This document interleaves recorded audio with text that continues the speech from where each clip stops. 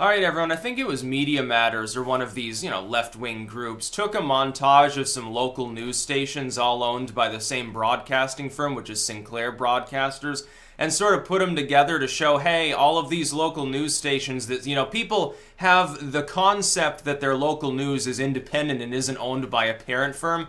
You're totally wrong. In the corporate structure of the U.S., there are very few independent firms, especially within the context of media. If you want independent media, you're getting it off YouTube, or you're using a blog, or you're shitposting on 4chan or something. You're not going to get it on cable TV.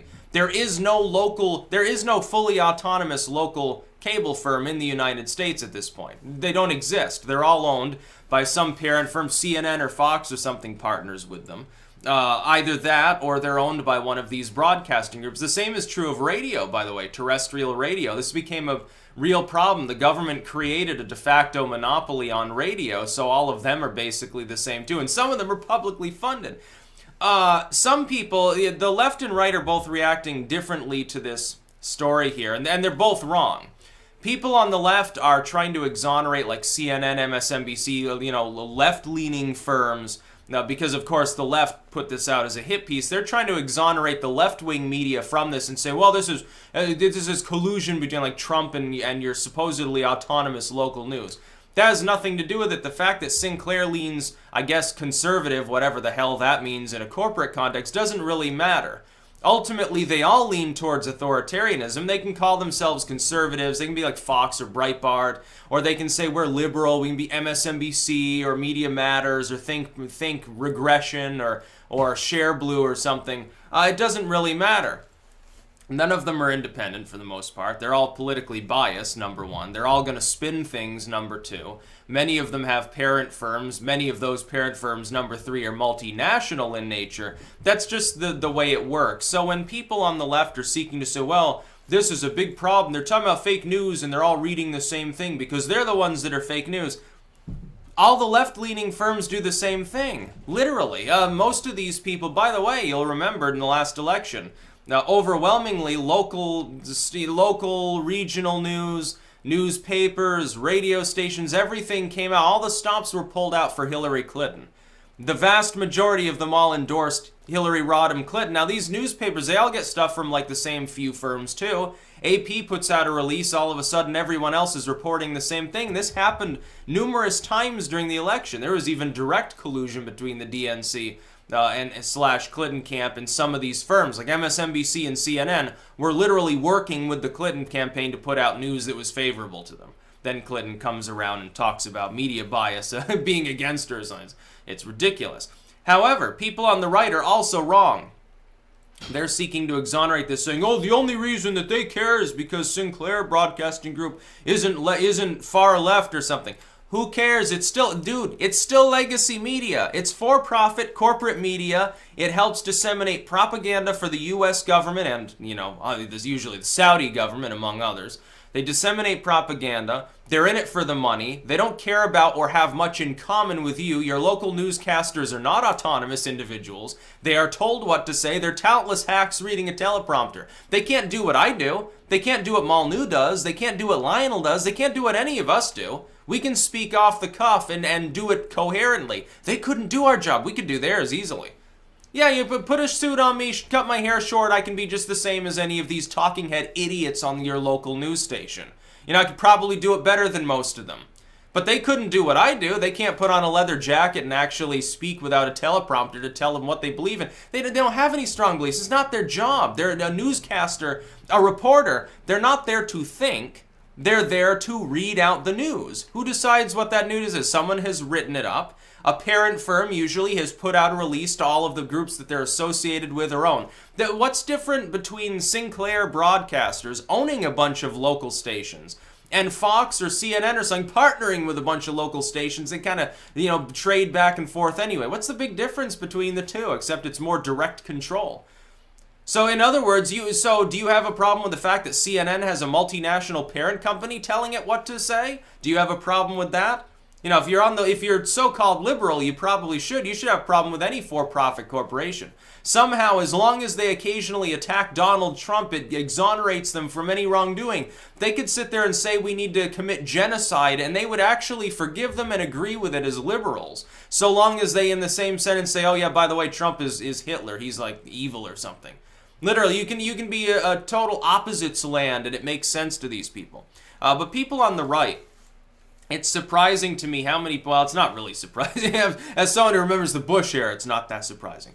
It's funny, at least. It's amusing to see how many people who are supposedly like, oh, well, I don't like the establishment's neoliberals, they want to sell us out to other countries, they're like, you know, pawns of some, you know, insert conspiracy here, the Illuminati, the Masons, the Catholic Church, or the Jesuit order. You know, all of these groups, they all hate us, the establishment is evil. But I like Fox News. Oh, I like Sinclair Broadcasting Group. Oh, I've got to defend them because, you know, they said one kind thing about Trump 6 months ago. Who cares? They're still corporations. They're all a bunch of pawns. Let them fail.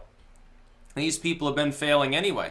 Look, Fox News overhauls the basic premise of cable news, makes it, you know, exciting, aka low information, back 20 years ago, and then the rest is history, and they've all gobbled down the same swill. Now they're becoming even worse. They're becoming like the clickbaity side of the internet. Not the intellectual, not the independent side.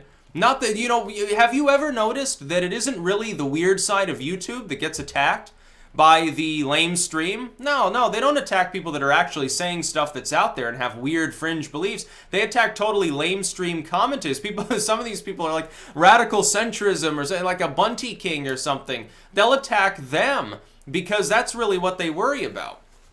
They are themselves like that clickbaity, weird, mysterious side of YouTube that takes you down the rabbit hole and will convince you that space reptiles are controlling our weather in order to commit a slow genocide to please their gods or something. That's what you get on the weird side of YouTube, and that's more and more like CNN. See, oh, don't read WikiLeaks because it's illegal to do that. Well, it's blatantly wrong. You know, they should get in trouble. If you're going to call yourself a news outlet, if you're going to say, oh, well, we're journalistic, we've got, you know, ethics and credibility, then act like it. Actually be that, and don't just claim it. It's ridiculous when they get away with doing that. The thing is, all the weirdo establishment politicians, they rub elbows with these people. Yes, but let me defend Sinclair Broadcast Group or Tucker Carlson or one of these other 7- and 8-figure groups or individuals. It makes total sense. They have so much in common with me. They're fighting for the same goals that I am. Yes, people with, you know, 100 times the income, who live in high class, you know, penthouse urban areas. They have everything in common with me. They've got multinational firms telling them what to do. Their master isn't the Constitution. Their master is, you know, the World Court or something. Yes, they have so much in common with me. Let me just let me just defend them. It's not like they're my corrupt competitors that I would like to see collapse. No, I would. I'd love it. You know, Holt the other day tries to pick a fight with me again. It's just like, at some point, it just becomes almost a farce. It's not even really that funny anymore because it's like, okay, you know, it's pathetic now. You can go fucking dry up and wilt for all I care. That part's funny still, but, you know, it's at some point, you just gotta leave things alone. As far as Sinclair, the left saying, ooh, they're horrible, but CNN they're so virtuous. You know, you've been, you know, hoodwinked completely. You've been hoodwinked like people on the right, thinking that Tucker Carlson, I remember, they used to say this about O'Reilly. The same people right now that fawn over Carlson or this, oh, Stossel's different from the rest. They used to say that shit about O'Reilly all the time. Oh, yeah, he's a family guy. He's a very moral man. He stands for Christian values because he says Merry Christmas and not Happy Holidays. Or Glenn Beck, you know how that worked out. Cheeto Man himself, making a total mockery out of himself. His YouTube channel's like worthless, basically. The Blaze is probably hemorrhaged viewership at this point. I don't even know if they're still in operation. I haven't heard much from him lately. I think Glenn Beck largely has become irrelevant, which is funny. For a while, he was #1 on Fox briefly. His show was out for performing everybody else. And everyone's like, oh, he's different. He's a moral, religious, actual conservative. Now look what he's done. Yeah, what a principled man. Ann Coulter comes out. She starts attacking Trump. All the Trump fans jumped down my fucking ass when I was saying, hey, I don't think she's authentic and actually giving a damn about this. I think she's primarily pairing herself with the winner of the election to get attention, to sell books or something. Imagine that. And of course, that's what appears to have been the case. I still think she's a liberal who's just satirizing conservatives. Look, she pretends to be far to the right of Sarah Palin or something. Yes, I'm sure she's totally authentic. No, I'm a pretty good judge of character at this point. Can people admit that maybe? That I know what's going on, at least to some degree? These pundits on TV don't, though. They'll all read off a teleprompter. And Sinclair, of course they're going to give them a script to read from. You think these people can speak off the cuff? They probably have to have a script to tell their family they love them at dinner every night. They have to have a script to tell them whether they liked the movie that they just saw. They have to take a script with them when they go bowling with their friends. Oh, hi, Joe. Lovely weather we're having. You're a wonderful guy. I love you so much. Can you pass the Budweiser, please, so I can forget my miserable existence? It's how I conceive of these people. The lame streamers. Who cares? Who cares if Sinclair Broadcasting Group dries up and blows away? I don't care if cable stops existing. Every single local, regional, international broadcast, they're all worthless. There is nothing on cable worth watching. Hell, there's less and less worth watching on on-demand services of this one. They've been sanitizing that too. They're trying to sanitize the internet. They're trying to make us all mind slaves is what they're doing. It's funny.